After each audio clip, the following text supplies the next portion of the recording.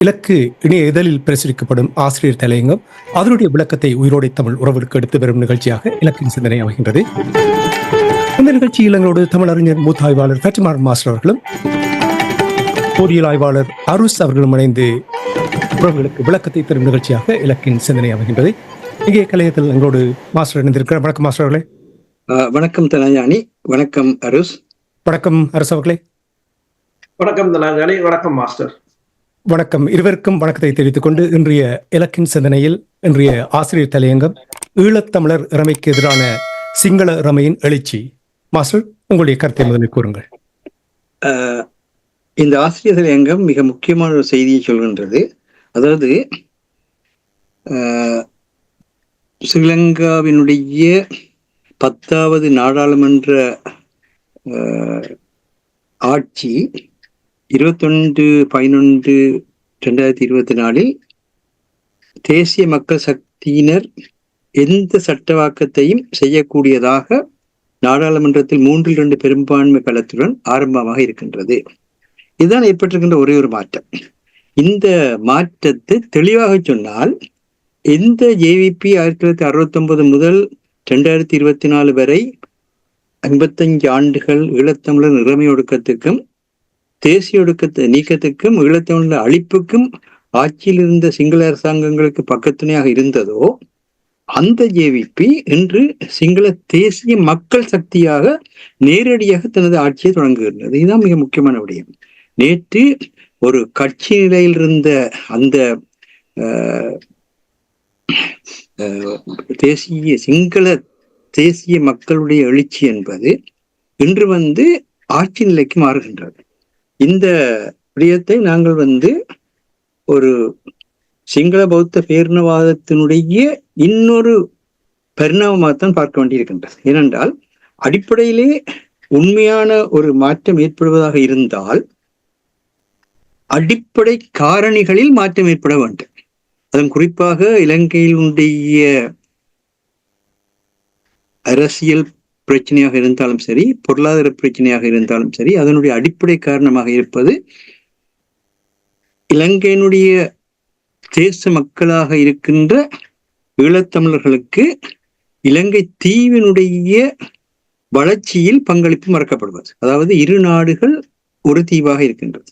இரு நாடுகளை கொண்டு ஒரு தீவாக இருக்கின்ற அந்த நிலையில் இதுதான் வரலாற்றினுடைய காலாதி காலமாக இருக்கின்ற இயற்கை நிலை. இங்கு யாருமே பிரிவினை கேட்கவும் இல்லை, யாருமே அரசியல் செய்யவும் இல்லை. இயற்கையிலே அன்றிருந்து இன்று வரை இரு நாடுகளுடைய ஒரு தீவாக இருக்கின்றது.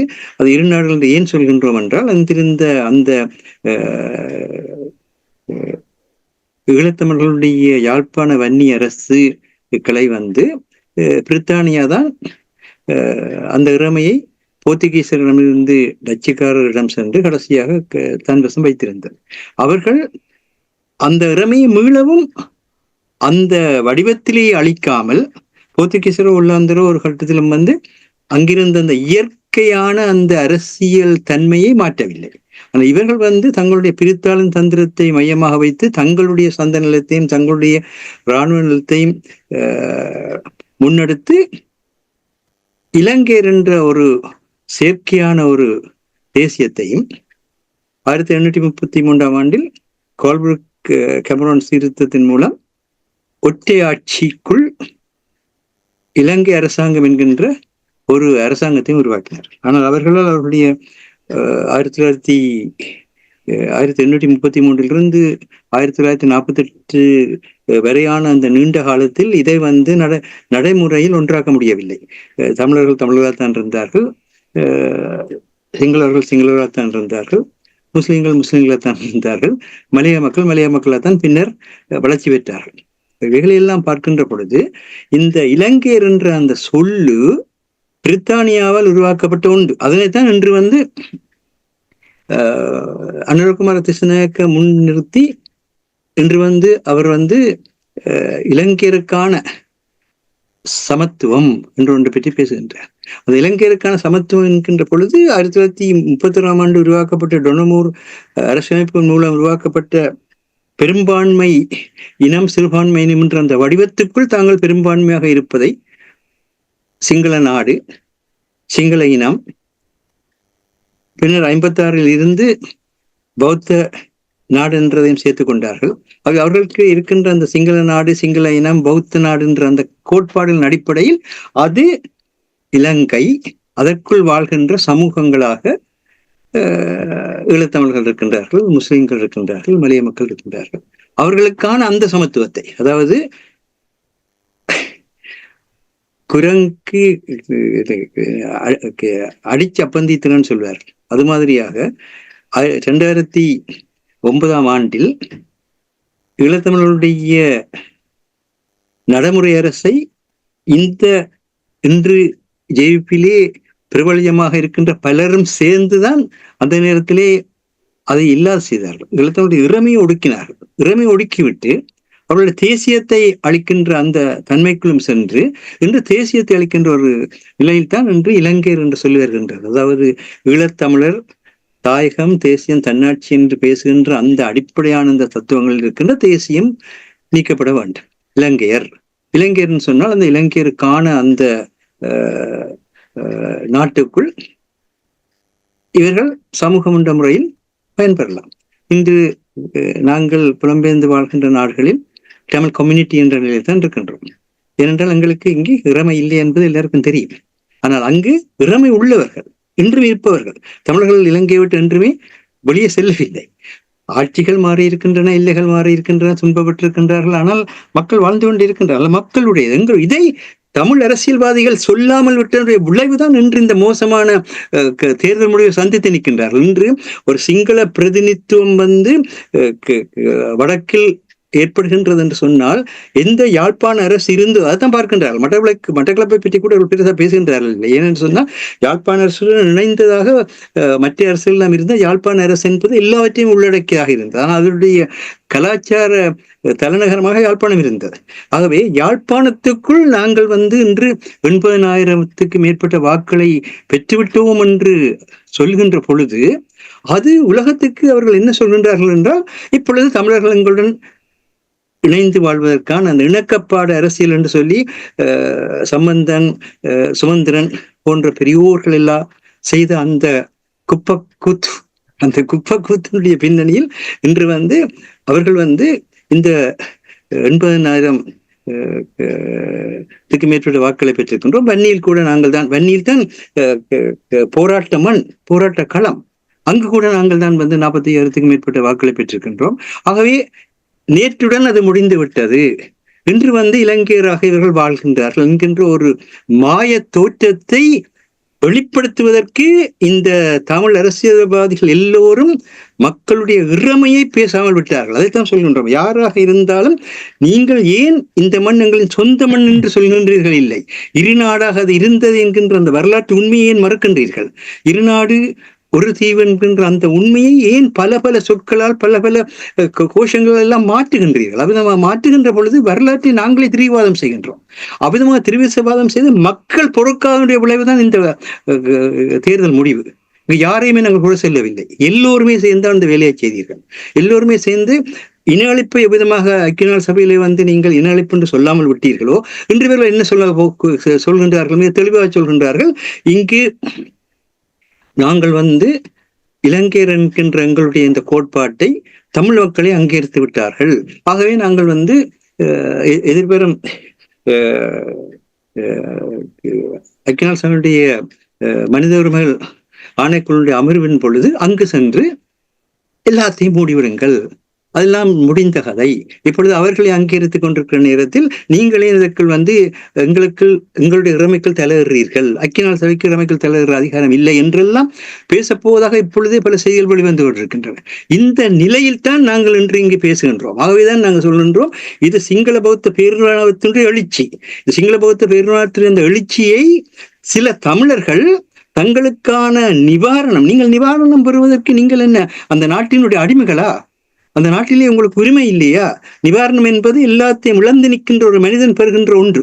அவ்விதமான ஒரு நிலையில இருக்கின்றீர்கள். உங்களுடைய மண், உங்களுடைய மக்கள், எங்களுடைய மண்ணையும் எங்களுடைய மக்களையும் பாதுகாக்க வேண்டிய பொறுப்புள்ளவர்களாக உலக தமிழர்கள் உலகம் முழுக்க வாழ்ந்து கொண்டிருக்கின்றார்கள். அத்தகைய ஒரு சூழலில் இதை ஒரு மிகப்பெரிய மாற்றம் என்றும் மிகப்பெரிய இந்த இன்னொரு பிரச்சனை என்னென்றால், இந்த ஸ்ரீலங்கா பாராளுமன்றத்தை பற்றியே பேசிக்கொண்டு அதுக்குள்ள எப்படி அமைச்சரவை வருகிறது, யார் பிரதம வருகினம் என்று சொல்லி பொழுதுபோக்குற ஒரு செயற்பாடு 2009ஆம் ஆண்டிலிருந்து இன்று மட்டும் ஊடகங்கள் கூட செய்கின்றார்கள், சமூக வலைத்தளங்கள் கூட செய்கின்றனர். இது யாருக்கு எப்பொழுது எந்த நன்மையை கொடுத்திருக்கிறது, எந்த நன்மையை கொடுக்க முடியும்?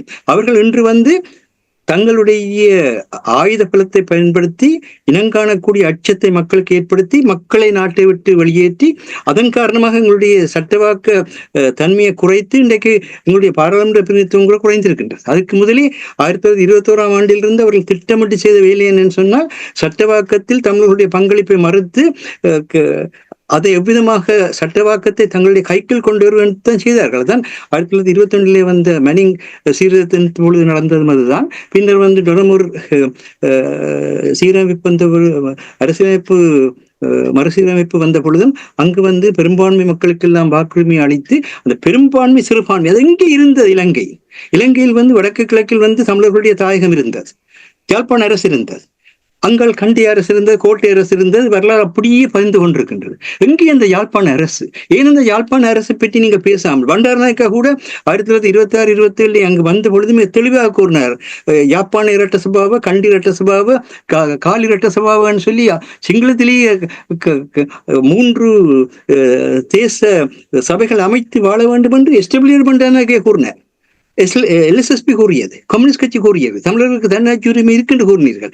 எங்கே அதெல்லாம்? இன்று ஒரு சமூகமாக மாற்றப்படுகின்ற ஒரு நிலையில் அந்த சமூகமாக நாங்கள் மாறுகின்றோம் என்பதை கொண்டாடுகின்ற ஒரு மக்கள் இனமாக நாங்கள் இருக்கின்ற அந்த துயரமான தன்மையை பார்க்கின்றோம். இது மாவீரர் மாதம், இது மாவீரர் மாதம்.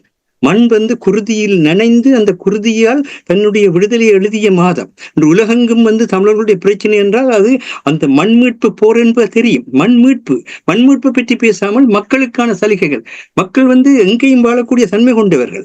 அந்த தன்மை கொண்டதனால்தான் அங்கு மக்களை மண்ணை விட்டு துரத்துகின்றார்கள். நீ லண்டனில் போய் வாழ், கனடாவில் போய் வாழ், இன்றைக்கு லண்டனில் கனடாவில் நிறைந்து கொண்டிருக்கின்றார்கள். ஆனால் அங்கே மண் இழக்கப்பட்டு கொண்டிருக்கின்றது. மண் இழக்கப்படுகின்ற ஒவ்வொரு நிமிடமும் அந்த மண்ணினுடைய சகல ஆற்றலும் கொண்டு வாழ வேண்டிய ஈழத் தமிழினம் தன்னைத்தானே அழித்துக் கொண்டிருக்கின்ற என்பதுதான் வேதனையான விடயம். ஆனபடியினாலதான் இந்த வெற்றியை நீங்கள் எப்படிப்பட்ட மாற்றமாக பார்க்க வேண்டும் என்றால், எந்த சிங்கள பௌத்த பேரினவாதம் தமிழ் மக்களுக்கு மேல் இனங்காணக்கூடிய அச்சத்தை படைபலம் மூலமாக ஏற்படுத்தி மக்களுடைய அரசியல் பணிவை பெற்றதோ, அதே சிங்கள பௌத்த பேரினவாதம் இன்று தமிழ் மக்களுடைய அந்த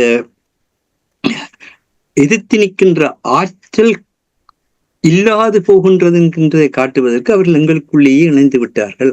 நாங்கள் அவர்களுக்காக எங்களால் ஆன பிச்சைகளை போடுகின்றோம், அந்த பிச்சைகளை பற்றி வாழ்கின்றோம் என்று சொல்கின்ற பொழுது அதைத்தான் இப்பொழுது இருப்பவர்கள் இலங்கையர் சமத்துவம் என்பதிலே மகிழ்வளிக்கின்றார்கள். இது குழந்தை பிள்ளை கூட புரிந்து கொள்ளக்கூடிய ஒன்று. இந்த அபாயத்தில் இருந்து சிந்தியுங்கள். இப்பொழுது எல்லோருமே ஒருமைப்பட்டு செயற்பட வேண்டிய நேரம் பெறுகின்றது. எங்களுக்கு இருக்கின்ற எல்லா தன்மைகளையும் விட்டு நீங்க இப்படியான ஒரு நிலை 1972 அதுக்கு முதலே ட்ரைலட் பாரில் தொடங்கின பொழுது அப்பொழுது இருந்த தமிழ் தலைவர்கள் சொல்லப்பட்ட ஜி பொன்னம்பலம், செல்வநாயகம், திருச்செல்வம் என்பவர்கள் எல்லாம் தங்களுக்குள் இருக்கின்ற எல்லாவித தன்மைகளையும் விட்டு ஒருங்கிணைந்தார்கள். அந்த பின்னணியிலே தமிழர் விடுதலை கூட்டணி கூட உருவானதெல்லாம் தெரியும். ஆகவே விதமாக மண்ணுக்கு மக்களுக்குமான ஒரு மிகப்பெரிய ஒரு அபாயகரமான நிலை தோன்றுகின்ற பொழுது தயவு செய்து எங்களுக்குள்ளே இருக்கின்ற எல்லா விதமான கருத்து வேறுபாடுகளையும், எல்லா விதமான எங்களுக்குள்ளே இருக்கின்ற நாணானியா போட்டிகளையும் எல்லாவற்றையும் விட்டுவிட்டு இப்பொழுது மண் மிகவும் அபாயகரமான நிலையில் இருக்கின்றது. தமிழர்கள் சமூகம் என்ற நிலையில் அரசியலமைப்பில் எழுதப்பட்டார்களா இருந்தால் அத்துடன் அவர்கள் தங்களுக்கு தேவையானதை உள்ளக பொறிமுறை ஊடாக அங்கிருக்கின்ற மாநகர சபை அல்லது நகர சபை அல்லது கிராம சபைகள் தான் பெற முடியும் என்கின்ற அந்த அபாய நிலை தோன்றிக் கொண்டிருக்கின்றது என்பதை உணர்ந்து இந்த இறுதி கட்டத்திலாவது இது சிங்கள பௌத்த பேரினவாதத்தினுடைய மிகப்பெரிய எழுச்சி. அது இடதுசாரி பூச்சி பூசுகின்றது. எந்த இடதுசாரி தலைவர்கள் மதம் சார்ந்த ஒரு அரசு அமைக்க வேண்டும் என்று கூறியிருக்கிறார்கள். மார்க்ஸ் கூறியிருக்கிறாரா, லெனின் கூறியிருக்கிறாரா, அல்லது மாசேதங்காங் கூறியிருக்கின்றாரா, அல்லது சேகோரா கூறியிருக்கின்றாரா? எந்த ஒரு இடதுசாரி தலைவர் கூறுவீர்கள் மதம் சார்ந்த ஒரு ஆட்சி எங்க அமைக்கப்பட வேண்டும் என்று? இலங்கையினுடைய அரசியலமைப்பிலே மதம் சார்ந்த அந்த தன்மை இருக்கவே இருக்கின்றது. எந்த ஒரு இடதுசாரித்துவம் கூறுகின்றது மொழி சார்ந்த ஒரு ஆட்சி அமைக்கப்பட வேண்டும் என்று கூறுங்கள். இது இடதுசாரித்துவத்தினுடைய எழுச்சி என்று சொல்கின்றவர்கள். நாங்கள் இடதுசாரித்துவத்திலே ஒரு முறைக்கு 5 முறை பல்கலைக்கழகத்திலே பல ஆய்வுகளை செய்தவர்களுக்கு கூறுகின்றோம். வெளியே கூறுங்கள். இடதுசாரித்த தன்மையிலே மொழி சார்ந்த ஒரு ஆட்சி அமைக்கப்பட்டது, மதம் சார்ந்த ஒரு ஆட்சி அமைக்கப்பட்டது, அதுக்கு முன்னுரிமை கொடுக்கப்பட்ட ஆட்சி அமைக்கப்பட்டது. அதற்கு பேர் இடதுசாரி. கடைசியாக தமிழரையும் அழித்து உலகத்தினுடைய தத்துவங்களையும் தலைகீழாக்குகின்ற சிங்கள பௌத்த பேரினவாதத்துக்குள் சிக்கென்றிருக்கின்றோம் என்பதுதான் இந்த தேர்தல் முடிவு என்பதுதான் எங்களுடைய கருத்தாக இருக்கின்றது. சிறப்பு மாஸ்டர், நன்றி. நாங்கள் தொடர்ந்து உரையாடலாம். அரசவர்களை உங்களிடம் வருகின்றேன். உங்களுக்கு தெரியும், அரசு தலைவருக்கான தேர்தல் நடைபெற்ற பொழுது அனுரகுமார திசாநாயக்கனுடைய தெரிவு அது ஒரு மாற்றமாக சிங்கள மக்கள் பார்த்தார்கள் என்ற விடயங்கள் கூறப்பட்டது. அப்பொழுது தமிழர் தரப்பில் சிலர் பார்த்தார்கள் என்னவென்றால், கூறிய நல்ல விடயங்கள் கூறியிருந்தது, நாங்கள் அதை மறக்க முடியாது. சில நல்ல விடயங்களை கூறும் பொழுது தமிழர் தரப்பை கூறினார்கள், அவர்களும் தமிழ் இனத்தை போல் போராடினார்கள், தோழர்களை இழந்தார்கள், அந்த வேதனை அந்த வலி அவர்களுக்கு தெரியும் என்று கூறியிருந்தார்கள். பலர் கூறியதை நான் கேட்டிருக்கின்றேன். இதே நேரத்தில் இன மத மொழி பேதமின்றி தான் அந்த நாட்டை ஆளுவேன் என்று கூறியிருக்கின்றார். இனி முக்கியமாக அவர் கூறியது, அங்கு புரட்சியை ஏற்படுத்தியது, ஊழலை அழிப்பேன், குற்றமிழைத்தவர்களை தண்டிப்பேன் என்றார். உண்மையிலே இவை யாவுமே வரவேற்கக்கூடியது, நாங்கள் மறக்கவே முடியாது. அதே போல தமிழ் இனத்துக்கு இழைக்கப்பட்ட அந்த இனப்படுகொலையில் ஈடுபட்ட ஐநா அமைப்பே கூறியிருக்கிறது, தங்களிடம் முழு ஆதாரம் இருக்கின்றது என்று. அவர்களை தண்டித்தால்தான் இவர் கூறுகின்ற அந்த இணக்க அரசியல் அல்லது ஒரு பேச்சுவார்த்தைக்கு சென்று தமிழர்கள் தனித்துவமான இனம், அவர்களுடைய இறமை, மொழி இதை பாதுகாக்க முடியும் என்று நம்புகிறார். நான் கேட்பது குறிப்பாக இந்த போரில் இனப்படுகொலையில் அவர்கள் செய்த படுகொலை அந்த ஆதாரங்களை அவர்கள் விசாரித்து தண்டனை கொடுத்தால்தான் இங்கே நாங்கள் ஒரு புரிந்துணர்வுக்கு வரலாம். இது சாத்தியமா? உண்மைதான். என்னென்று சொன்னால், அனுரகுமார திசாநாயக்காவின் எழுச்சியை தென்னிலங்கையில் தான் அந்த எழுச்சி, தென்னிலங்கை எழுச்சியை அவர் தென்னிலங்கை மக்களுக்காகத்தான் அதனை கூறினார். அதனை தவறாக வடக்குக்கும் கிழக்குக்கும் தமிழர் தாயகத்துக்கு அதை மடை மாற்றி விட்டது. அது ஒரு அரசியல் சூட்சுமம். அதற்குள் அடிபட்டு போனதும் ஒன்றுதான். இருந்த போதும் தென்னிலங்கை பத்திரிகைகளின் அடிப்படையில், வார ஏடுகளின் அடிப்படையில் வடக்கு கிழக்கில் 25% வாக்குகளைத்தான், அதாவது 25% தமிழ் கட்சிகளின் வாக்குகளை என்பிபி கைப்பற்றி இருப்பதாகவும், ஆனால் எந்த ஒரு இதிலும் 50% கைப்பற்ற முடியவில்லை என்றும், இருந்த போதும் தாங்கள் 12 ஆசனங்களை வடக்கிலும் கிழக்கிலும் பெற்றுள்ளதாகவும் குறிப்பிட்டிருக்கிறார்கள்.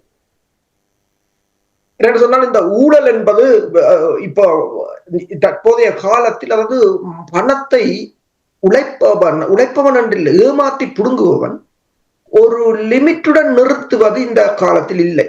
அப்படியே சேர்த்து கொண்டே போகிறான், கிடக்கிறத தாட்டு வைக்கிறான், அல்லது வேறு வெளிநாட்டு பேங்க்ல போடுறான், தனக்கும் பிரயோசனம் இல்லாமல் தன் சமூகத்துக்கும் பிரயோசனம் இல்லாமல் செய்கிறான். அதன் ஒரு வெளிப்பாடாகத்தான் இந்த அந்த அந்த அந்த வெளிப்பாட்டை தான் மக்கள் காட்டினார்கள். இப்ப நீங்கள் பார்க்கலாம், இந்த வாரம் வந்த கொழும்பு வார பத்திரிகைகளில் என்ன ஒரு முன்னுக்கு ஒரு கார்ட்டூன், அந்த கார்ட்டூனே பல கதைகளை சொல்கிறது. ஒரு வயதானவர் அனுரகுமார திசாநாயக்காவுடன் ஒரு தும்புத்தடியை கொடுக்கிறார். அதாவது இந்த எல்லாத்தையும் கூட்டி அள்ளி குப்பையில் போடு என்பதுதான் அதன் அர்த்தம். அதே போன்றுதான் தமிழ் மக்களும் கூட்டி அள்ள தான் முற்பட்டிருந்தார்கள். அதில் வெற்றி பெற்றார்கள். தமிழ் மக்களை பொறுத்தவரையில் கணிசமான வெற்றி, அதில் மாற்று கருத்து இல்லை தமிழ் மக்கள். நான் நீங்கள் கூறியதுதான், அதாவது நீதி நிலைநாட்டப்படும், எல்லோரும் இலங்கையர் என்று சொன்னால் அந்த இலங்கைக்குள் ஒரு போர் நடைபெற்றது. அந்த போரினால் பாதிக்கப்பட்ட அதாவது ஆதாரங்கள், நீங்கள் கூறியது போல எத்தனையோ ஆதாரங்கள் கொடுக்கப்பட்டிருக்கிறது. உதாரணமாக நத்தார் பண்டிகைக்கு முதல் நாள் சுட்டுக் கொல்லப்பட்ட மாமனிதர் தலராஜசிங்கம் அவர்களின் வழக்கு கூட அங்கு விசாரிக்கப்பட்டு தண்டனை பெற்றவர், பிறகு விடுதலை, அரசியல் காரணங்களாக விடுதலை செய்யப்பட்டு பிறகு அவர் அமைச்சராய் அப்படியானதும் இருக்கிறது. அப்ப அடுத்தது நீங்கள் பார்த்தீங்கன்னா, எத்தனையோ பெற்றோர்கள் தங்கள் நேரடியாக கையளித்த சாட்சியங்கள் இருக்கின்றன. உண்மையில் இங்க நீங்கள் பார்த்தீர்கள் என்று சொன்னால், அதாவது இந்த ஜஸ்மின் சூக்கா அவர்கள் ஒன்றை கூறியிருந்தார். தன்னிடம் 360 மக்கள் ஆதாரபூர்வமாக தந்திருக்கிறார்கள் என்று சொல்லி, கிட்டத்தட்ட 360 கேஸ் அவர்கிட்ட மட்டும் இருப்பது. இதுகளை எல்லாம் விசாரிப்பாரா அல்லது இதுக்குரிய நீதியை அவர் வழங்குவாரா என்பதுதான் இங்க முக்கியமான. ஐக்கிய நாடுகள் சபை என்னத்தை கூறியது? சரி, இப்ப அங்கு இலங்கைக்கு எந்த பிரச்சனையும் இல்லை, குற்றம் இழைத்தவர்களுக்கு அனைத்துலக அனைத்துலக சட்டங்களின் அடிப்படையில் தண்டனையை வழங்குங்கள், அதுதான் கூறியது. இதுக்கும் சிங்கள மக்களுக்கும் யார் குற்றவாளிகள், நீங்கள் குற்றவாளி, அப்ப குற்றவாளிகளை நீங்கள் பாதுகாக்க போகிறீர்கள் என்றதான் ஒரு முதலாவது ஒரு மிக முக்கியமான கேள்வி ஒன்று. இங்கு நாங்கள் அனுராவின் செயற்திட்டத்துக்கு குறுக்கணிக்கவில்லை, பொருளாதார வளர்ச்சிக்கு குறுக்கணிக்கவில்லை. நீங்கள் கட்டுங்கள், நாட்டை கட்டி எழுப்புங்கள், பிரச்சனை இல்லை. ஆனால் அந்த மக்கள் இன்றும் வீதியில் தான் இருக்கிறார்கள். காணிகளை இழந்த மயிலத்தனம் மாதவனை பகுதியில் போய் பார்க்க சொல்லுங்கள். அவரை தேர்தலுக்கு வருகிறார் தானே யாழ்ப்பாணத்துக்கு. சரி, இப்போது பிரச்சனை இருக்கிறது, போய் பார்க்க சொல்லுங்கள். அந்த மக்கள் அங்கிருந்தவர்கள், வாழ்ந்தவர்கள், அங்குதான் கால்நடைகளை வைத்து தங்கள் வாழ்வை கொண்டு சென்றவர்கள் இன்று அதை இழந்து நிற்கிறார்கள். இந்த அரசியல்வாதிகளாலும் பௌத்த சிங்கள பேரினவாத அரசினாலும். அதாவது இதுகள் எல்லாவற்றையும் முதல் அடிப்படை பிரச்சனைகளை தீர்ப்பதற்கு, அந்த அடிப்படை பிரச்சனை தமிழர்களின் அடிப்படை பிரச்சனைகளை அவர் இவ்வளவு எப்படி கையாள்கிறார் என்பதில் மட்டும்தான் இலங்கையர்கள் என்று இவர் கூறுவதன் உண்மைத்தன்மை இருக்கின்றது, தங்கி இருக்கின்றது. அதற்கு அப்பால் எதுவும் நாங்கள் கூற முடியாது. அப்ப இப்ப கூறலாம் ஊழலை ஒழிக்கிற, ஊழல் நல்லது, ஊழல் பிரச்சனை இல்லை. இப்ப நீங்கள் பார்க்கலாம், யாழ்ப்பாணத்தில் கூட தென்னிலங்கையில் ஊழலை ஒழிப்பது என்று அவர் கூறியிருந்தார். அதற்கு பெருமளவான ஆதரவுகள் அங்கு கிடைத்திருக்கும். ஆனால் வடக்கில் ஊழலை ஒழிப்போம் என்று எந்த ஒரு தமிழ் கட்சியும் கூறவில்லை. அதுதான் அந்த பிரச்சனை. ஒரு கட்சியாவது அதுக்கு கூறி, அதுக்கு வழக்கில் மிகப்பெரிய ஒரு ஊழல் இடம்பெற்று மக்கள் எழுச்சி பெற்றார். இந்த மக்கள் எழுச்சியை அடக்குவதில் தான் தமிழ் கட்சிகள் முயன்றன, புலம்பெயர் அமைப்புகள் முயன்றன, தங்கள் தவறுகளை மறைப்பதற்கு. அப்போது நாங்கள் கூட பேசியிருந்தோம், பொறுப்பு கூறல் முக்கியம் என்று. எந்த ஒரு புலம்பெயர் அமைப்புகளுக்குமோ அல்லது புலம்பெயர் தொண்டு நிறுவனங்களுக்குமோ இன்று வரை பொறுப்பு கூறலில் இல்லை. அவர்கள் அங்கு என்ன நடந்தது என்பதை யாரும் பேசவோ அதை பற்றி விவாதிக்கவோ இல்லை. ஆனால் சிங்கள மக்கள் அவ்வாறு இல்லை. அதன் ஒரு வெளிப்பாடுதான். அப்போ தமிழ் மக்கள் ஊழலை பற்றி பேசவில்லை என்னும் போது தமிழ் கட்சிகள், அவர்கள் சிங்கள மக்கள் அதை சிங்கள கட்சி பேசுவதை அவர்கள் பார்க்கிறார்கள். அதான் அந்த பிரச்சனை. இப்ப அதற்காக நாங்கள் சொல்ல தேவையில்லை தமிழ் தேசியம் விழுந்து விட்டது. தமிழ் தேசியம் வீழவில்லை. தமிழர் பகுதியில் இருக்கிற குப்பைகளை கூட்டுகிறார்கள், அவ்வளவுதான். குப்பைகள் கூட்டப்பட்ட பிற்பாடு தேசியம் வளரும், வேகமாக, மிகவும் வேகமாக வளரும். அது என்னென்று சொன்னால் ஜேவிபி எவ்வாறு வளர்ந்ததோ அதை விட வேகமாக வளரும். ஏனென்றால் அது பிரவார என்ற காலத்தில் வளர்ந்தவர்கள். மஹிந்தா அவர்கள் அடித்த கொள்ளை பணம் இவை எல்லாத்தையும் கண்டுபிடித்து கொண்டு வருவோம், தண்டிக்கப்படுவார்கள் என்று கூறுகிறார்கள். அதே போல் இப்ப தமிழர்களை பொறுத்த மட்டில் இனப்படுகொலை நடந்தது, இனி பலிந்து காணாமலாக்கப்பட்டவர்கள், தங்களுடைய உறவுகளை உயிரோடு கையில் கொடுத்தவர்கள், இவர்கள் எல்லாருக்கும் என்ன நடந்தது என்று கண்டு அறிந்து அதற்கு உரிய தண்டனை கொடுப்பது எவ்வளவு முக்கியம். உண்மைதான். அதற்கான அலுவலகங்கள் அமைக்கப்பட்டது, அதற்கான எத்தனை ஆணைக்குழுக்கள் அமைக்கப்பட்டது. அந்த காணாமல் போன ஆணைக்குழுக்களை இவர் கண்டுபிடித்து அதன் மூடாக அந்த நீதி வழங்கப்பட வேண்டும். என்று சொன்னால் ஒரு பொறுப்பு கூறலும் நீதி வழங்கலும் தான் நிரந்தர சமாதானத்துக்கு உகந்தது என்பதுதான் தென்னாப்பிரிக்காவில் கற்றுக்கொண்ட பாடங்கள் என்றதை. நினைக்கிறேன் உங்களுடைய இணைப்பில் ஒரு சிக்கல் இருக்கிற போல் நீங்கள் தொடர்ந்து நாங்கள் உங்களோடு உரையாடலாம்.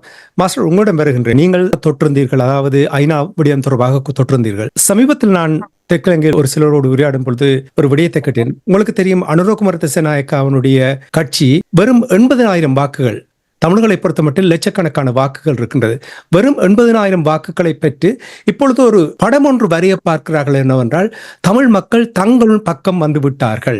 அப்படி என்றால் ஐநா சபையில் ராஜபக்ஷக்களுடைய இனப்படுகொலை அந்த காலகட்டத்தில் நடந்த சம்பவங்கள் யாவற்றையுமே மறைப்பதற்காக தமிழர்கள் எல்லோருமே எங்கள் பக்கம் நிற்கிறார்கள் என்று காட்டுவதற்கு ஐநாவில் காட்டுவதற்கு இப்பொழுது முயற்சிப்பதாக என்று நான் உரையாடும் பொழுது கொழும்பில் கூறியிருந்தார்கள்.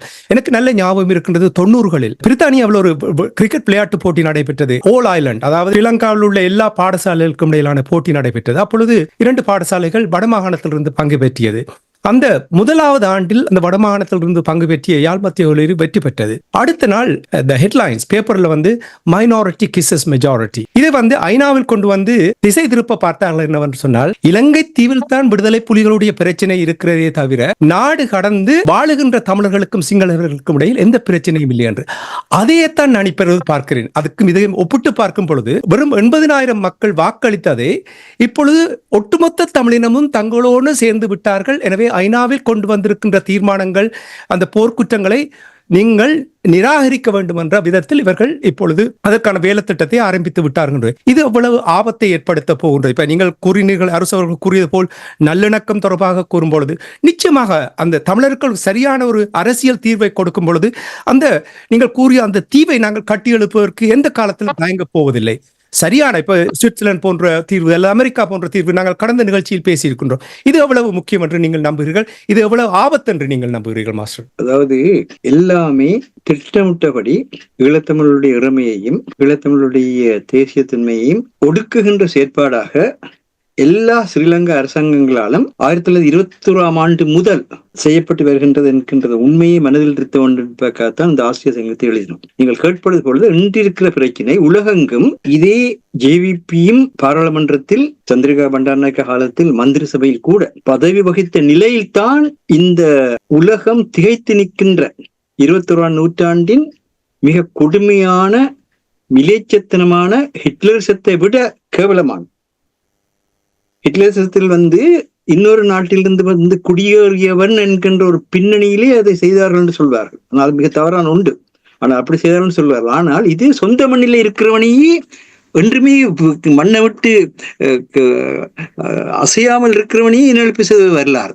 ஒரு வகையிலே இன்னொரு நாட்டுக்காரர் வாழ்கின்ற பொழுது பொருளாதார பிரச்சனைகள் அச்சங்கள் வருகின்ற பொழுது இனங்களுக்கிடையே முரண்பாடு வருவது உலக வரலாறாக இருக்கின்றது. ஆனால் சொந்த மண்ணிலே தன்னுடைய மண்ணிலே வாழ்ந்து கொண்டிருக்கின்ற ஒரு மனிதர்களுக்கு மேல் நீங்கள் ஆக்கிரமிப்பை செய்து கொண்டு அந்த ஆக்கிரமிப்பை மறைப்பதற்கு நாங்கள் இலங்கையர்கள் ஒட்டியாட்சிகள் எப்ப ஐயா இந்த இலங்கையர் என்ற சொல்லு வரலாற்றிலே வந்தது. 1948ஆம் ஆண்டு ஈழத்தமிழர்களுடைய இறமையையும் பிரித்தானிய காலனித்துவம் சிங்களவர்களுடைய இறமையுடன் இணைத்து இந்த ஒட்டியாட்சி பாராளுமன்றத்துக்குள் சிங்கள பெரும்பான்மை பாராளுமன்றத்துக்குள் கொண்டு வந்ததன் பின்னர் அது வருகின்றது. அதற்கு தளமாக 1931ஆம் ஆண்டு டொனமூர் அரசியலமைப்பு வருகின்றது. மதிப்புக்குரிய ஜிஜி பொன்னம்பலம் அவர்கள் இது குறித்து சோல்பரி கமிஷனுக்கு அனுப்பிய அந்த அறிக்கையிலே மிக தெளிவாக கூறுகின்றார். அதாவது நாங்கள் காலி முதல் காங்கேசன்துறை வரை இலங்கை தீவினுடைய அனைத்து அரச உருவாக்கங்களிலும் பங்கு பெற்றி இருக்கின்றோம். அது மட்டுமில்ல 7 லட்சம் மலையக மக்கள் அந்த மண்ணை வாழ்விடமாகவும் பிறப்பிடமாகவும் கொண்டு மிக நீண்ட காலமாக வாழ்கின்றார்கள். அவர்களுக்கான அந்த உரிமையும் கொடுக்கப்பட வேண்டும் என்று சொல்லித்தான் இந்த 50-50 கோரிக்கை முன்வைத்தார்கள். அதாவது பிரித்தானிய அரசாங்கம் விதமான ஒரு சூழலை உருவாக்கிய நேரத்தில் பாராளுமன்றத்தில் சட்டவாக்க மேலாண்மையை பாராளுமன்ற கொடுங்கோன்மையை தடுப்பதற்கு பாராளுமன்றத்திலே 50% ஆசனங்கள் இந்த இலங்கை தமிழர்கள் முஸ்லீம்கள் மலையக தமிழர்களுக்கு வர வேண்டும் என்று. ஆனால் இன்று அதைத்தானே அளிக்கின்றார்கள். இன்று அதை கூட, அதாவது பாராளுமன்ற முறைமைக்கூடாக வருகின்ற நீங்கள் சொல்வது போல பாராளுமன்ற முறைமைக்கூடாக தீர்வு காண்பதாக இருந்தாலும் கூட படிப்படியாக பாராளுமன்ற முறைமைக்குள்ளாக கொண்டு வரப்பட்ட அந்த தீர்வுகளைத்தான் இன்று அளிக்கின்றார்கள்.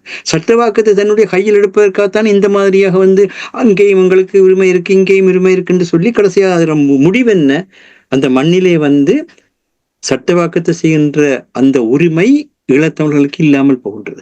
சட்டவாக்கத்தை செய்கின்ற உரிமை இல்லாமல் இழக்கப்படுற தன்மைக்கு ஈழத்தமிழர்களே, அதுவும் படித்த ஈழத்தமிழர்கள், சட்டம் தெரிந்த ஈழத்தமிழர்கள், உலக அரசியல் தெரிந்த ஈழத்தமிழர்கள் எந்த மாதிரியாக நாடகம் ஆடுகிறார்கள் என்பதைத்தான் மிகப்பெரிய வேதனையாக பார்க்கின்றனர். நீங்கள் கேட்டீர்கள் ஐக்கிய நாள் சபையிலே இந்த பிரச்சனை வருவதற்கு என்ன காரணம் என்று. எல்லோருக்கும் தெரியும். ஐக்கிய நாள் சபையிலே நாங்கள் இன அழிப்பு என்ற சொல்லை 2009ஆம் ஆண்டிலே இருந்து அழுத்தப்படுத்தி இருந்தால் இன்றைக்கு இந்த பிரச்சனை ஒன்றும் பெறாது. ஆனா இன அழிப்பு என்று சொல்லி அழுத்தப்படுத்தினால் எங்களுடன் நாடுகள் வந்து எங்களுடன் தொடர்பு கொள்ளாது, மக்களுடன் தொடர்பு கொள்ளாத பற்றி அவர்கள் கதைக்கவில்லை. எங்களுடன் எல்லோருமே இந்த பிள்ளையை செய்தார்கள். எங்களுடன் தொடர்பு கொள்ளாது, எங்களுடைய பிரச்சனைக்கு வரமாட்டார்கள். இன்று கூட என்ன சொல்கின்றார்கள் சொன்னால் தமிழுக்கெல்லாம் முடியாது, தமிழ் மக்கள் முடியாது என்று சொல்வதற்கு உங்களுக்கு என்ன உரிமை இருக்கின்றது? அந்த மண்ணினுடைய தொழிலாளியாக நீ இருக்கின்றாயா? அந்த மண்ணினுடைய விவசாயியாக இருக்கின்றாயா? அந்த மண்ணினுடைய மீனவனாக இருக்கின்றாயா? அந்த மண்ணினுடைய மரவளத்தையோ காட்டு வளத்தையோ பயன்படுத்துகின்ற ஒருவனாக நீ இருக்கின்றாயா? உனக்கும் அந்த மண்ணுக்கும் இடையில் இருக்கிற தொடர்பு என்ன? நீ வந்து உன்னுடைய படித்த மேலாதிக்கத்தையும் உன்னுடைய ஐரோப்பிய வாக்கத்தையும் உங்கள் சிங்கள மேலாதிக்கத்தையும் அந்த மக்கள் மேல் நீங்கள் திணிக்கின்றீர்கள். எத்தனை அரசியல்வாதிகளுக்கு சொல்றோம், இந்த முடிவு வந்து தமிழ் அரசியல்வாதிகள் செய்த மிகப்பெரிய கேவலமான செயலாக வரலாற்றில் பதியப்படும். ஒரு மிகப்பெரிய உயிர் தியாகத்தினூடாக, மிகப்பெரிய இரத்த தியாகங்களினூடாக, வாழ்வியல் இழப்புகளூடாக ஏற்றப்பட்ட அந்த இந்த மண் எங்களின் சொந்த மண் என்கின்ற அந்த தன்மையை பிரிவினவாதம் என்று சொல்பவர்கள் ஏற்றுக்கொள்கின்றீர்கள். அந்த மண்ணில் வந்து மக்கள் செய்கின்ற எதிர்ப்புகளை வந்து பயங்கரவாதம் என்று சொல்பவர்கள் ஏற்றுக்கொள்கின்றீர்கள். அதுகளை திருத்துவதற்கான எந்த இதையுமே செய்கின்றீர்கள் இல்லை. 2009ஆம் ஆண்டிலிருந்து 2024ஆம் ஆண்டு மட்டும் 14 ஆண்டுகள் வந்து தெருவிலே இந்த குளிருக்குள், இந்த வெயிலுக்குள் ஒரு தங்களுடைய வலிந்து காணாமலாக்கப்பட்ட தங்களுடைய கிட்டிய குடும்ப உறுப்பினர்களுக்கு என்ன நடந்தது என்ற ஒரு சமூகம் இந்த உலகத்தினுடைய கண்களுக்கு முன்னால் செத்து கொண்டிருக்கின்றது. ஹமாஸை பற்றி பேசுகின்றீர்கள், உக்ரைனை பற்றி பேசுகின்றீர்கள், எல்லாத்தையும் பற்றி பேசுகின்றீர்கள். இந்த அரசியல் தலைவர்கள் யார் இந்த நாட்டில் வந்து இந்த மலைய மக்களை பற்றி, இந்த வலிந்து காணாமலாக்கப்பட்ட மக்களை பற்றி எந்த இடத்துல வந்து நீங்கள் பேசியிருக்கின்றீர்கள்? எப்பொழுது பேசியிருக்கிறீர்கள்? எவ்வாறு பேசியிருக்கீங்க? உலகத்திலே இருக்கின்ற இந்த மக்களை எவ்விதமாக நீங்கள் இந்த இதை கவனப்படுத்தி இருக்கின்றீர்கள்? மக்களுடைய ஆதரவை பெற்றிருக்கிறீர்கள். இதுதான் உங்களுடைய தோல்விக்கு காரணமாக இருக்கின்றது. மக்களை மறக்கின்றீர்கள், மண்ணை மறக்கின்றீர்கள், போராட்டத்தை மறக்கின்றீர்கள், தலைவனை மறக்கின்றீர்கள். எல்லாத்தையும் மறந்து போட்டு இந்த கேலிக்கூத்தை நீ வேண்டாம், கடைசி கட்டத்தில் நிற்கின்றோம். இந்த கட்டத்தில் நாங்கள் யாருமே இலங்கை தீவினுடைய பொருளாதாரத்துக்கு எதிராக பேசவில்லை. இலங்கை தீவினுடைய பொருளாதாரம் இரு நாடுகளாலும் பாதுகாக்கப்பட வேண்டும் தான் சொல்கின்றோம். இரு தேச மக்களாலும் பாதுகாக்கப்பட வேண்டும் என்று சொல்றோம். இதை அனுரகுமார திசாநாயக்க உணர்த்த வேண்டிய நேரம் இது. இது இரு நாடுகளை கொண்ட ஒரு தீவு. இந்த இரு நாடுகளை கொண்ட இந்த தீவிலே இரு தேச மக்கள் இணைந்து அங்கே வந்து தொழில் ரீதியாக வந்து வாழ்ந்து கொண்டிருக்கிற மலையக மக்களுக்கும், வர்த்தக ரீதியாக வந்து வாழ்ந்து கொண்டிருக்கின்ற முஸ்லிம்களுக்கும், அவர்களும் இந்த நாட்டினுடைய சகல உரிமைகளையும் பெற்று வாழ வேண்டிய தன்மையை கொண்டவர்கள். நாங்கள் எல்லோரும் இணைந்து நாங்கள் வந்து இந்த இலங்கை தீவை பாதுகாத்தால் தான் எல்லோருக்குமான தீவு அது. இன்று எப்பொழுது விடுதலை புலி இயக்கம் வந்து பின்னடைவுக்கு சென்றது, அதன் பின்னர் தான் உங்களுடைய பொருளாதாரம் வீழ்ச்சி அடைந்தது. போராட்ட காலத்தில் உங்களுடைய பொருளாதாரம் வீழ்ச்சி அடைந்த எடுத்துக்காட்டுங்கள் பார்ப்போம். ஒரு உதாரணம் இல்லவே இல்லை. ஏனென்றால் இந்த மக்கள் சக்திக்கு உலகம் பயப்பட்டது, இந்த மக்கள் சக்திக்கு அஞ்சியது. மண்ணில் கை வைத்தால் என்ன நடக்கும் என்ற ஒரு நிலை இருந்தது. எங்களுக்குள் இந்த பிரச்சனை இருப்பதுன்றது அது இலங்கை தீவினுடைய மக்களுக்குள் இருக்கின்ற பிரச்சனை. நாங்கள் இரு நாடுகளாக இருக்கின்றோம். இரு நாடுகளாக இருக்கின்ற நாங்கள் அந்த தேசத்தை பாதுகாப்போம். இந்த செகுரா இயக்கத்தினுடைய மையமாக இருந்த ரோஹண விஜயவரை காப்பாற்றியது யார்? இது இலங்கையிலே வந்து இடதுசாரித்துவத்தினுடைய வளர்ச்சியை ஏற்படுத்தியவர்கள் யார்? உங்களை நினைந்து ஏற்படுத்தவில்லையா? உங்களுடைய தலைவர்கள் எங்களுக்கு தன்னாட்சி உரிமை இருக்கின்றது சொல்லவில்லையா? பண்டார் நாயக்கா சொல்லவில்லையா? என்ன சொல்லவில்லையா? அல்லது வந்து கம்யூனிஸ்ட் தலைவர்கள் அவ்வளவு பேருமே சொல்லவில்லையா? எங்கே போய்விட்டது வரலாறு? இதை அனுராதத்தில் கேட்க அவர்களுடைய மாற்றத்தை வரவேற்கின்றோம். ஒரு அடிமட்ட மார்க்கம், அடிமட்டத்திலிருந்து சிங்கள மக்கள் எழுந்து வருவதை நாங்கள் மிக மிக பாராட்டுகின்றோம். ஆனால் அந்த எழுச்சியானது இன்னொரு இனத்தை ஒடுக்குவதற்கு பயன்படுத்தப்படக்கூடாது, இன்னொரு இனத்தினுடைய அழிவுக்கு பயன்படுத்தக்கூடாது. இன்று வந்து ஊடகங்களை பற்றி பேசுகின்றவர்கள் எல்லாம் இதைத்தான் நாங்கள் சொல்லிக் கொண்டிருந்தோம். நீங்கள் உங்களுக்கு ஒற்றுமையை இழந்தீர்களா இருந்தால், உங்களுக்கு வந்து அந்த பலத்தை இழந்தீர்களா இருந்தால், இப்பொழுது என்ன செய்ய போறீர்கள்? இப்பொழுது 4 பேரை நீங்கள் திட்டிவிட்டு போகலாம்.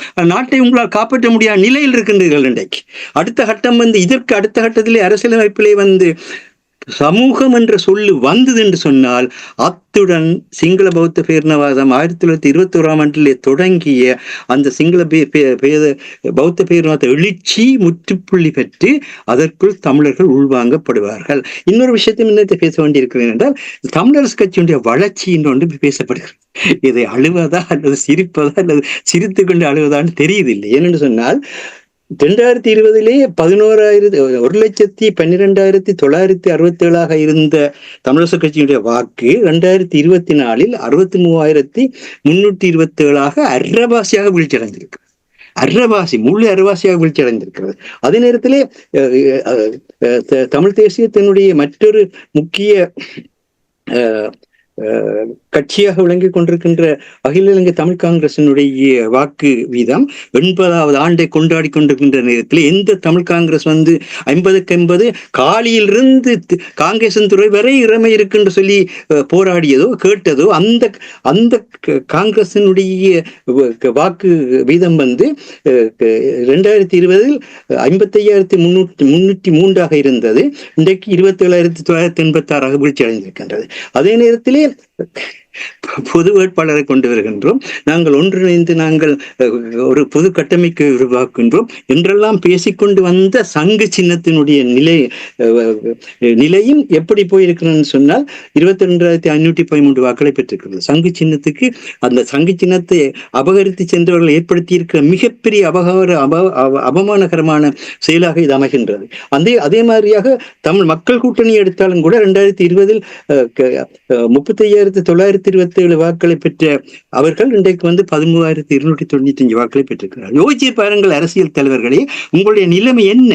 இதையா நீங்கள் வளர்ச்சி என்று சொல்லப்படுகிறீர்கள்? அது மட்டுமில்லை, அங்கு நீங்கள் உருவாக்கப்பட்டிருக்கின்ற அந்த அரசியலமைப்பை ரணிலுடைய காலத்திலே நீங்கள் அவர்களுடன் ஒட்டியுறவாடிய பொழுது உடைக்க முடியாத நீங்கள் இன்றைக்கு அது சமூகம் என்ற பெயரிலே மக்கள் திணிக்கப்படுகின்ற பொழுது எவ்விதம் உடைக்கப் போகின்றீர்கள்? இதுக்கு ஒரே ஒரு வழிதான் இருக்கின்றது. எல்லாத்தையும் விட்டுவிட்டு தயவு செய்து எல்லோரும் ஒரு பொது உறுதி எடுத்து இந்த ஈழத்தமிழினம் சமூகம் என்ற நிலைக்கு வராதவாறு தடுப்பதற்காக நாங்கள் எல்லோரும் இணைவோம் என்கின்ற தன்மையிலே இணைகின்ற ஒரு ஆற்றலை உருவாக்க வேண்டும். அது ஊடக பலத்தை உருவாக்குவதற்கு எல்லோரும் உதவ வேண்டும் என்பது என்னுடைய தாழ்மையான கருத்தாக இருக்கிறது. நான் நிகழ்ச்சியை கொண்டு வரும் மாஸ்டர் அரசாங்கம் செல்வதற்கு முன்னதாக உங்களிடம் இன்னும் ஒரு சுருக்கமாக ஒரு கேள்வி. இப்போ நீங்கள் அனுரகுமார திசாநாயக்காவுடைய அந்த எழுச்சி தொடர்பாக கூறினீர்கள், அதில் எங்களுக்கு எந்த ஒரு மாற்றம் இல்லை. நீங்கள் கூறுவது போல் இரு நாடுகளாக ஒரு தேசத்தில் அதை சரியாக செயல்படுத்துவாராக என்றால் அதை ஒரு சுவிட்ச பூமியாக மாற்றக்கூடிய அளவுக்கு தமிழர்களும் பங்களிப்பார்கள் என்பது எந்த ஒரு மாற்று கருத்தும் இல்லை.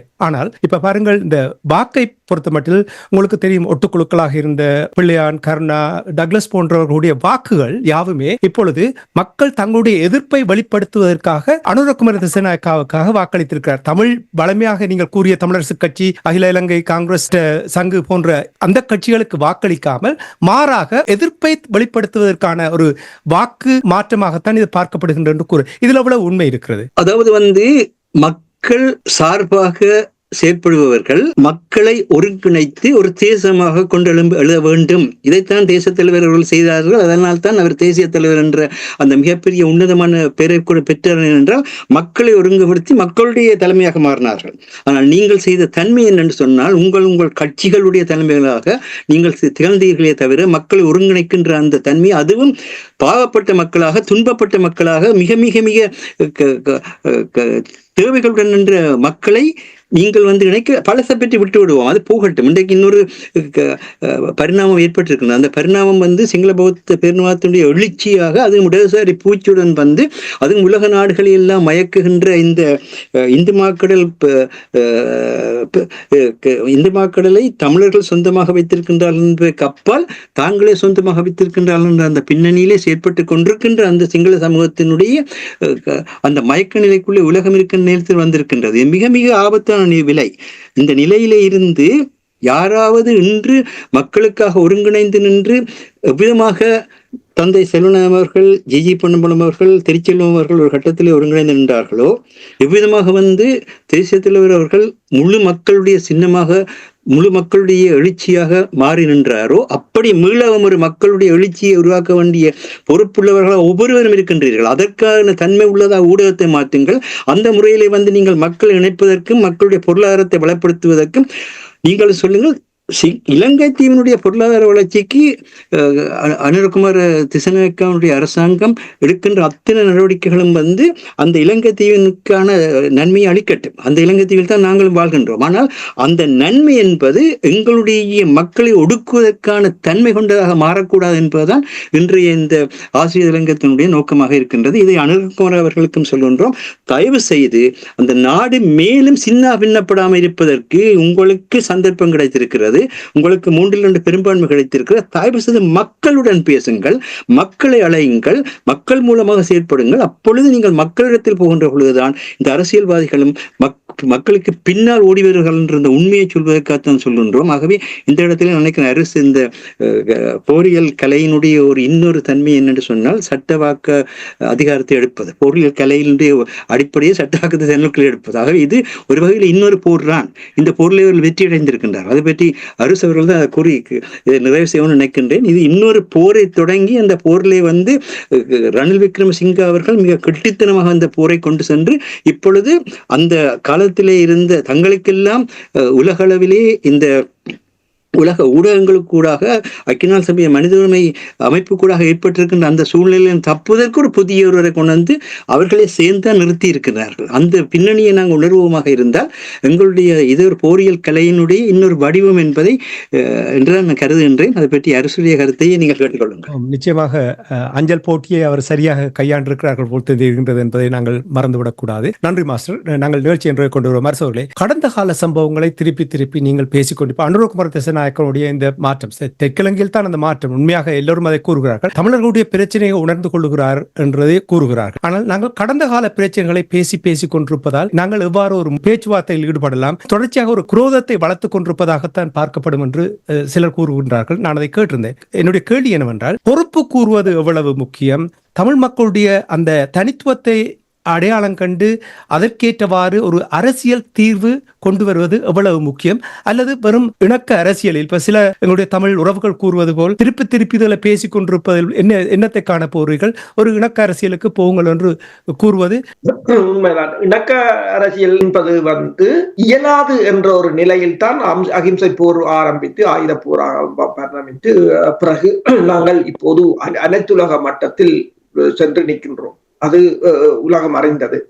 இப்ப மாதர் கூறியது போல போரியல் ஒரு யுத்தி என்று சொன்னால் உண்மையில் ஜேவிபியை வந்து அவர்கள் 2 போர்களை நடத்தியவர்கள், 2 சமர்களை நடத்தியவர்கள்.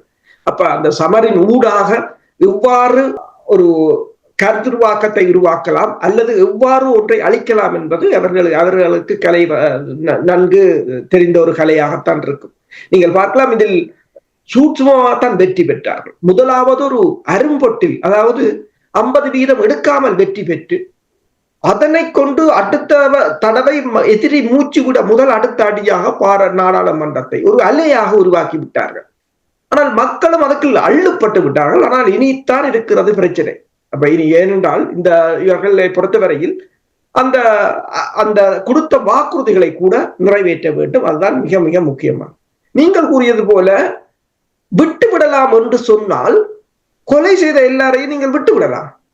அதை தொடர்ந்து பேசிக் கொண்டிருப்பதால் என்ன அர்த்தம் என்று சொல்லி நாங்களும் சொல்லலாம், ஓகே அவர் கொண்டு விட்டார், இனி கொண்டுட்டார், அவன் செத்துட்டான், பிடிச்சு வச்சு தண்டு வீழ்ச்சிலாகும், மற்றது அது பொருளாதார நட்டம், ஜெயிலில் சாப்பாடும் பிரச்சனை, அவனை விட்டுருவோம் என்று இப்படியே நீங்கள் எல்லாம் ஜெயிலையே திறந்து விட்டுடலாம்.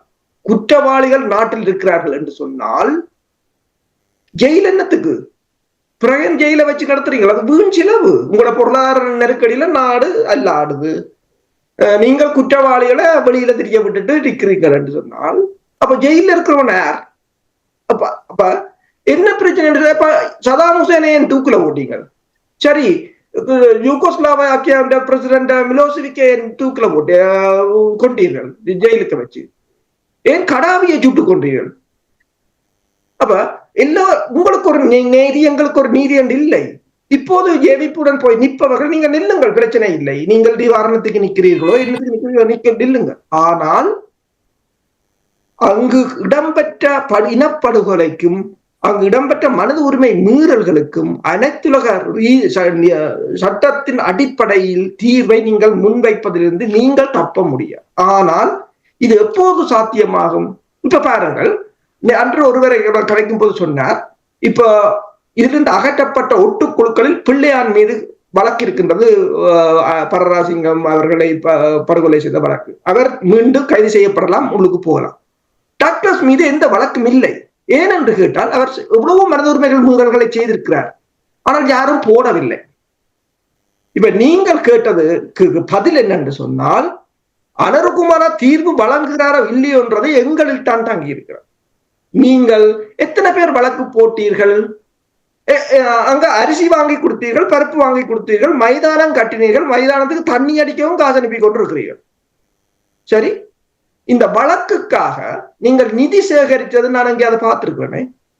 இசை நிகழ்ச்சி அண்டை கொண்டு நடக்குது, ஊழல் நடந்து சாவச்சேரியில, சரியோ, அதுக்கு பொறுப்பு கூறையில இங்க நீங்கள் சாப்பிட்டு வைனா குடிச்சு மிஞ்சிரத்தை அங்க அனுப்பினா அங்க இருக்கிற திமிங்கலங்கள் அதை விழுங்கிடும். ஆனால் பிறகு அன்றைக்கு பார்த்தா நடத்துறாங்க. எல்லாத்துக்கும் நீங்கள் நடத்துறீங்கள். அப்பன இந்த வழக்கு போடுறதுக்கு அந்த ரோட்டில் நிக்கிற சனத்துக்கு ஒரு நீதிக்காக நீங்கள் இப்படி ஒரு நிகழ்வை நடத்தி நிதியை சேகரித்து உலகத்துல இருக்கிற சட்டவாளர்களை பிடிச்சு அந்த வழக்க போட்டு நடத்த உங்களால முடியாது. ஏன் நாளைக்கு உங்களுக்கு பிரச்சனை வரும், உங்களுக்கு கௌரவம் இல்லை, கிடைக்காது. என்னட்டு சொன்னால் உங்களுக்கு நான் முதல்ல சொன்னேன், ஆஸ்திரேலியாவுக்கு வந்த பிரதமரையே தமிழ் ஆக்கள் நடு வீதியில இருந்து போராடி கொண்டு இருக்க அவங்களுக்கு தெரியாம கொண்டு வந்து தெரியாம அனுப்பின ஆக்கள் தான் எங்களுடைய ஆக்கள். ஆனால் தேசியம் அதை கதைப்பார்கள், தேசியம் கதைப்பார்கள். அப்ப இது என்னென்றால் நீங்கள் கேட்ட கேள்விக்கு அனுராவில பிழையை சொல்ல முடியாது. நீங்கள் நான் கூறின ஜஸ்மின் சூகாவிட 360 ஆவணங்கள் இருக்கிறது. பிடியுங்கள், இப்படியானவர்களை பிடித்து வழக்கை போடுங்கள். கொழும்பில் நீங்கள் அங்க இனி சரி நீதி நியாயம் நல்ல அரசு வந்திருக்கின்றான் சொல்றீங்கள் தானே.